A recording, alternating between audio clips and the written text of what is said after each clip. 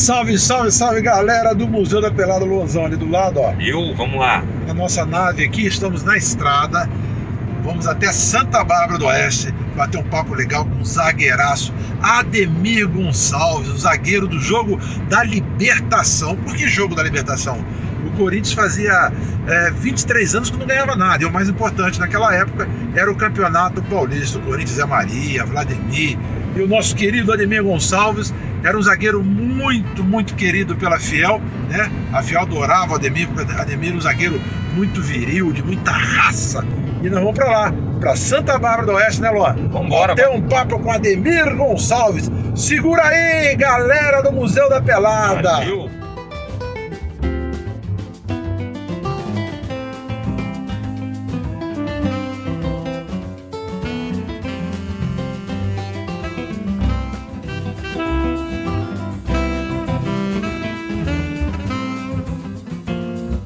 Galera da geral do Museu da Pelada, chegamos aqui no apartamento do Ademir Gonçalves em Santa Bárbara. Vamos ver se ele está esperando a gente.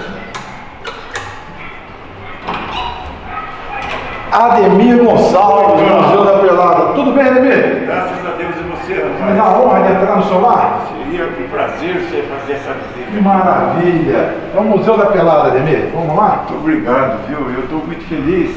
Ademir Gonçalves, você não sabe a honra de poder estar ao seu lado. Quando eu cheguei em Piracicaba com minha família, muito garotinho, eu fui assistir o 15 de Piracicaba. Nesse time era o Roque, Ney, Macalé, Ademir Gonçalves e Arlindo, a defesa que eu lembro muito. Puxa, é muito bom estar ao teu lado, é um prazer conhecê-lo pessoalmente. Eu fico muito feliz, principalmente pelo fato de nós, ex-jogadores, às vezes nós somos esquecidos totalmente, né? E eu tive uma passagem durante 5 anos no 15 de Piracicaba e raramente sou lembrado. E hoje a sua visita aqui me deixa até emocionado, porque eu sinto que eu ainda existo, né? Puxa. Pelo menos para alguns, e eu gostaria muito de participar desse bate-papo com você, que me deixa muito satisfeito. Ô Ademir, você começou aqui em Santa Bárbara? Eu sou barbarense, comecei aqui no União Barbarense com 16, 17 anos. Em 1964, o União se tornou um time profissional, que até então era amador. Sim. E eu já fazia parte, eu profissionalizei junto. 3 anos depois, eu tive a felicidade de ser campeão profissional pela primeira vez na minha carreira. O União subiu da segunda para a primeira divisão. Isso que ano? 67. 67. O ano que o 15 subiu da primeira. Na verdade, o 15 subiu da segunda para a primeira e o União subiu da terceira para a segunda. Porque havia a divisão especial. Sim. O 15 foi para a especial e o União, no mesmo ano, foi para logo a divisão inferior. Ali permaneci, talvez até pelo fato dessa conquista. O 15, no início de 68, veio me buscar, através do Nilton Dessordi, que Deus o tenha, foi alguém que me encaminhou, me deu muita força. E eu fui para Piracicaba e lá permaneci durante 5 anos, quando eu tive a oportunidade de receber um convite do Corinthians, que na verdade eu não queria. Eu tinha alguns convites de outros grandes clubes. Eu não queria justamente por quê? Porque eu era corintiano desde garoto e o Corinthians estava naquela fase de que contratava de baseada e o cara jogava uma e ia embora. E não ganhava nada. E aí eu achava que eu não devia sofrer um negócio desse lá no Corinthians, mas quis o destino que eu para lá fosse, né? E depois, com o decorrer do tempo, também tive a felicidade de ganhar o maior título da minha vida. Em 72 eu cheguei a estrear no Corinthians, jogando no Maracanã contra o América. Só que era aquele fim de campeonato, sabe? Jogo só para cumprir tabela. E eu estreiei no Maracanã. Fui muito ajudado pelo Rivelino, que me deu o maior apoio. E que você marcava muito duro ele? Que eu mandei machucando o tornozelo dele. Aí você chegou lá e ele deu o maior apoio. Ele deu o maior apoio, rapaz, por incrível que pareça. Aliás, eu fui contratado pelo Corinthians. Havia interesse de outras equipes, mas eu fui contratado motivado por uma partida que nós jogamos aqui em Piracicaba. E eu fui escalado para marcar o Rivelino. E a ordem era, não precisa jogar, mas não deixa de jogar. E nós éramos um gênio meio bravo, daqueles que não podem se chocar, e tivemos vários atritos, né? E depois, quando eu cheguei lá no primeiro treino no Corinthians, ele estava na mesa de massagem e ele me atendeu. Falou: ô Caipira, vem ver o que você fez na minha perna aqui, sabe? Ô Ademir, você chegou no Corinthians, né? Você falou que você ficou meio receoso por ser corintiano e o Corinthians está numa fase muito ruim. Como é que foi sua adaptação? Olha, era difícil, né? Para mim, que não havia saído nunca de Santa Bárbara, era o caipira mesmo, como cheguei até a ganhar esse apelido durante um período com o saudoso Antônio Guzman, que fazia uma coluna num dos jornais de São Paulo, Ademir Caipira, e eu era caipira mesmo, eu tinha... Mas o próprio futebol foi me dando uma condição melhor de me adaptar. E eu fui muito bem recepcionado no Corinthians, isso aí me ajudou muito, principalmente pelo fato de alguns jogadores que eram os destaques da equipe me trataram muito bem. E na medida que eu comecei a jogar, eu fui me soltando, né? Então eu acabei permanecendo por lá durante 6 anos, mas foi um período muito difícil, porque quando eu cheguei em 72, fazia 17 anos que o Corinthians não ganhava um título paulista. E o título paulista na época era o grande título, sabe? Ninguém falava de brasileiro. Não. Então era... E até que chegou uma hora, tivemos uma grande desilusão nesse transcorrer dos 5 anos, que foi em 74, quando chegamos à decisão e perdemos justamente por ser o Palmeiras. O Palmeiras foi. Então isso aí marcou muito também negativamente. Mas 3 anos depois, alguns jogadores que permaneceram, nós mantivemos a força e conseguimos quebrar o tabu em 3 jogos contra a Ponte Preta de Campinas. Né? Eram 23 anos sem títulos, né? Completaria o 23º, né? Porque havia ficado campeão em 54 e em 77 faria 23 anos quando saiu da fila. Como é que era o time? Goleiro? O time era Tobias, Zé Maria, Moisés, eu e o Vladimir. Russo, Basílio e Luciano.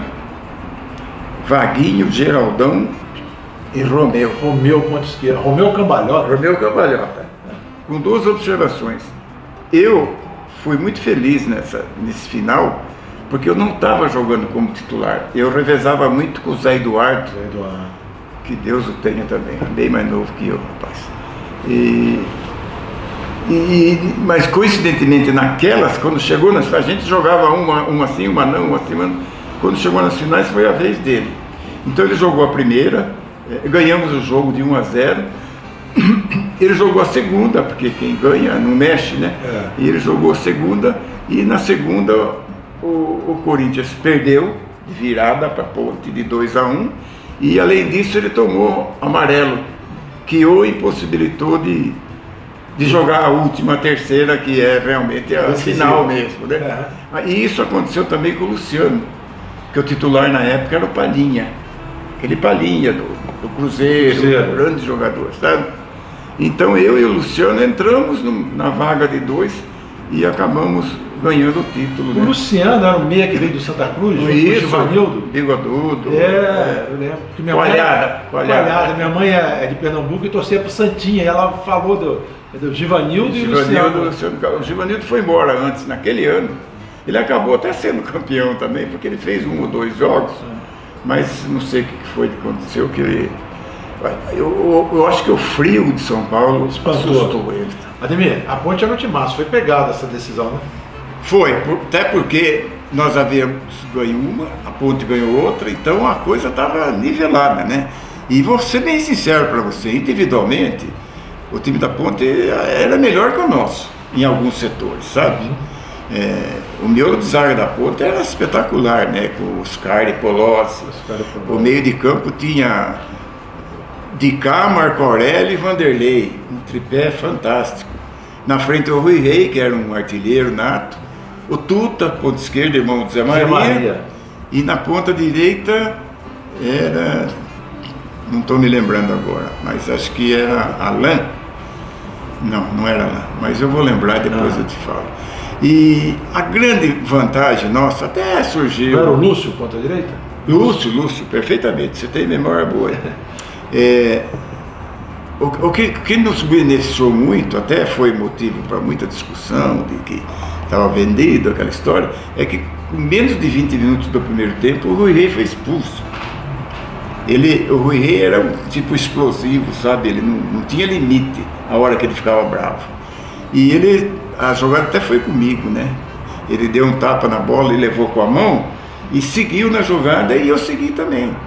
E eu dei uma garfada nele. E ele levantou reclamando com o Ducídio, né? E o Ducídio estava preparado para não deixar a coisa desandar, meteu um amarelo na cara dele. Ele levantou e falou um palavrão para o Ducídio. O Ducídio ficou nervosíssimo.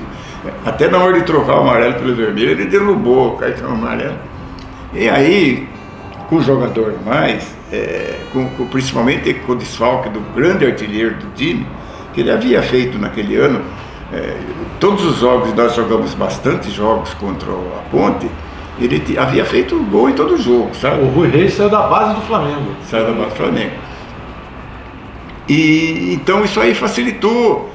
E nós conseguimos, faltava 10 minutos para acabar, ou menos até, nós já tínhamos a vantagem de jogar pelo empate. Eu não lembro os critérios lá, mas era por isso. Mas o Basílio teve a felicidade de fazer aquele gol lá, que acabou consolidando a vitória, né?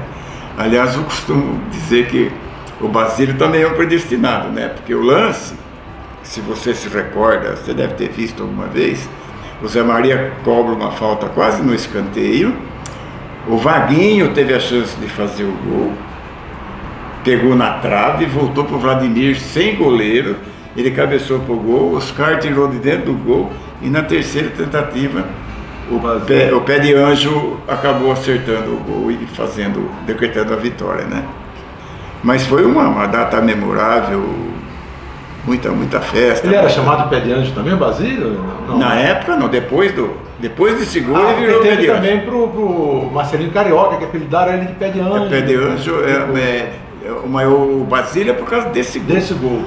O Marcelinho, porque batia muito bem falta, né? Isso. E como é que foi? Como é que é você chegar no Morumbi, aquilo lotado? É um negócio indescritível, rapaz. A Fiel gritando. Nossa senhora, você depende muito dos primeiros lances, sabe? Se você vai relativamente bem nos primeiros lances, aí você ganha corpo e acaba jogando uma boa partida.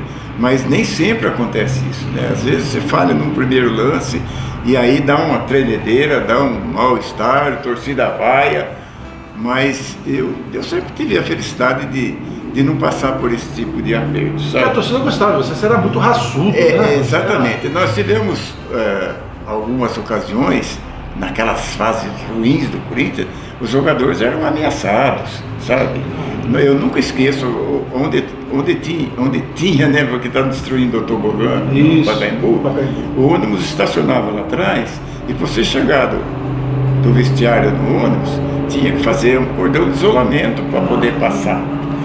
Agora, eu tive o privilégio, até por causa dessa característica aí de ser raçudo, eu era poupado. Eu, Zé Maria, o Vladimir, quem tinha mais ou menos o estilo de raça, da torcida, eles poupavam, falavam, mas o Romeu, por exemplo, o próprio Rivelino passou por aperto desse jeito, sabe? Vaguinho, eu nunca esqueço desse pessoal passar aperto, porque a torcida pressionava. Era menos do que hoje, né? Hoje eu nunca passei por esse negócio do torcedor ir no CD, agredir jogador, ou tentar agredir jogador. Mas a pressão no campo tinha, sim. Qual foi da final aqui? Essa aqui. Essa aqui, posso pegar? Pode, à vontade. Olha aí. Maravilha. Paninho ruim. Pô, você era magrinho, hein, Edemir? Era. Rapaz, olha aqui. Eu era bem magro, sim. Olha. Segura aí, Edemir, faz favor. Olha só. Essa foi da final. Essa foi da final. Que maravilha. Linda, linda. Aí tem a faixa, pega pra nós a faixa aí, Ademir, mostrar pro pessoal do museu. Que coisa maravilhosa, cara. Aqui, campeão paulista de 1977. O corintiano, segura aí, o corintiano, ele celebra mais esse campeonato que qualquer outra coisa, né? É impressionante. Deixa eu pôr viradinho aqui qualquer história que alguém faça com relação ao Corinthians, é destacado o título de 77, né? Já foi até campeão do mundo, lógico. Mas esse título... Esse título marcou muito, principalmente aquela geração, né? Hoje o corintiano mais de 20, 25 anos não se importa muito, não valoriza tanto. Mas aqueles corintianos da gema mesmo, que tem hoje seus 60, 70 anos, que conseguiram viver, eles têm uma adoração por isso aqui. Pô, você conseguiu jogar com o Rivelino, Roberto Miranda, foi para a Copa do Mundo de 70, ele foi reserva, né? Isso. Era muito bom jogador. Bom jogador, raçudo, sabe aquele centroavante que Moisés incomodava. Moisés era o zagueiro central que fez dupla comigo. Curiosamente, 3 anos antes que eu disse para você que nós perdemos o título de 74, era um que veio do Vasco também, que era meu companheiro de zaga, que era o Brito. Você jogou com o Brito? Era eu e o Brito, a zaga. E você marcou Pelé, o último jogo Pelé no interior. Que foi esse aí, ó. Você estava no Guarani, tá aqui, ó. Revista Placar, Luan. Que maravilha. Conta um pouco desse último jogo aqui, você marcando simplesmente Pelé. O que ele falava para você? Vai para lá, caipira. Não, ele não tinha... A única reação que o Pelé tinha, pelo menos nas oportunidades que eu joguei contra ele, é que se ele sentisse que você tinha tentado uma maldade com ele, ele falava, ó, vou revidar. Rapaz, aí você estava perdido, porque ele sabia, além de tudo, ele sabia revidar, né? Eu costumo dizer que o Pelé, ele tinha 2 coisas que superou tudo em todos os tempos e acho que ninguém vai superar. Primeiro, é o condicionamento físico dele. Ele tinha uma condição física e não era por causa de treino, não. Sei. Ele tinha porque era natural dele. Segundo, o Pelé não tinha assim o ponto forte ou o ponto fraco. Ele era igual em tudo, ele batia com as 2 pernas, ele subia que nem... cabeceava bem, porque os jogadores têm característica, né? Por exemplo, o Zico não é cabeceador. Sim. Mas é no chão. O Rivelino com o pé direito não chutava. Só subia no ônibus. Então, e ele não. Ele, o que faltava para ele, né? Ô Ademir, conta um negócio para mim. Aí passou sua fase no Corinthians, espetacular, campeão, você vai ficar marcado pro resto da vida no Corinthians. Aí você recebeu uma proposta do São José Esporte Clube para disputar a 2ª divisão e você encarou isso? Você falou, não, eu vou... Ó, eu tava encerrando a carreira praticamente, mas eu acabei encarando essa aqui, porque eu saí de uma forma muito injusta do Corinthians, sabe?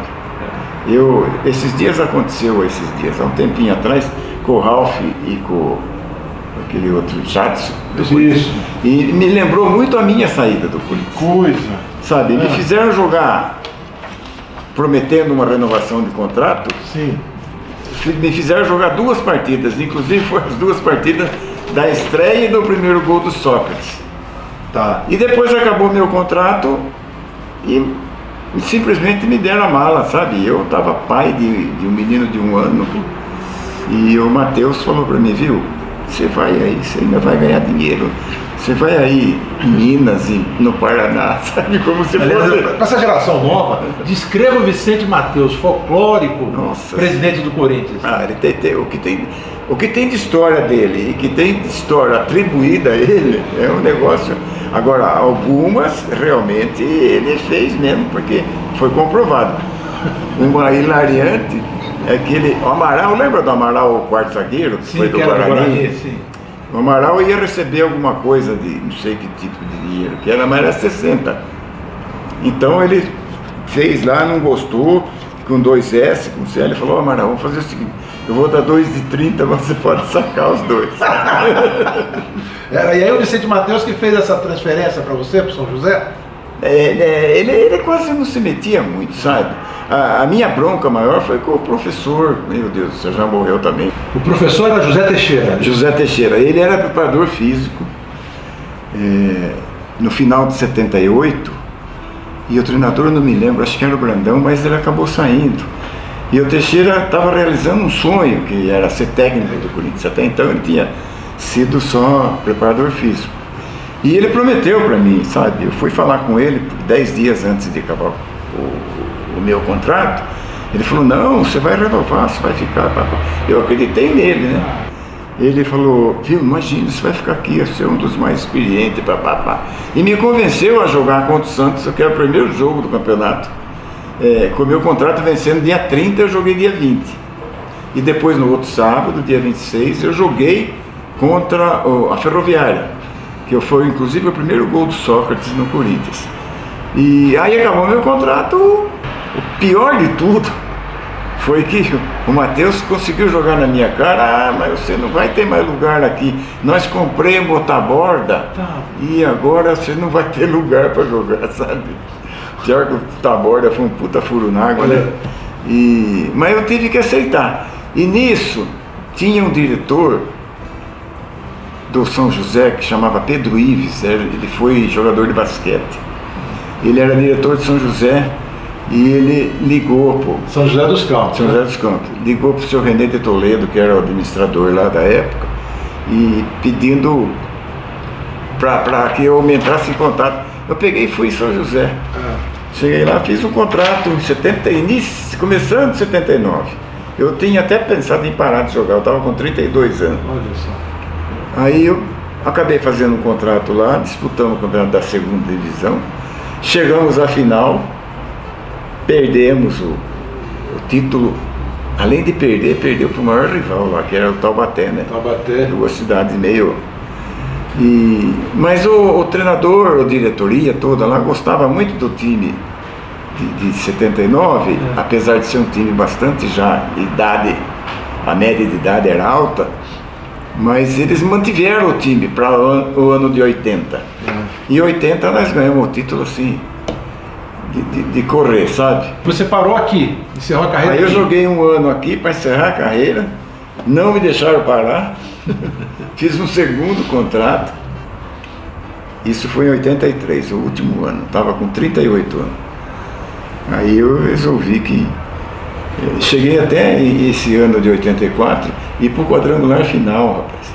Mas não conseguimos. Perdemos. Subiu, não lembro se foi o Bandeirante de Perigüí. Tá.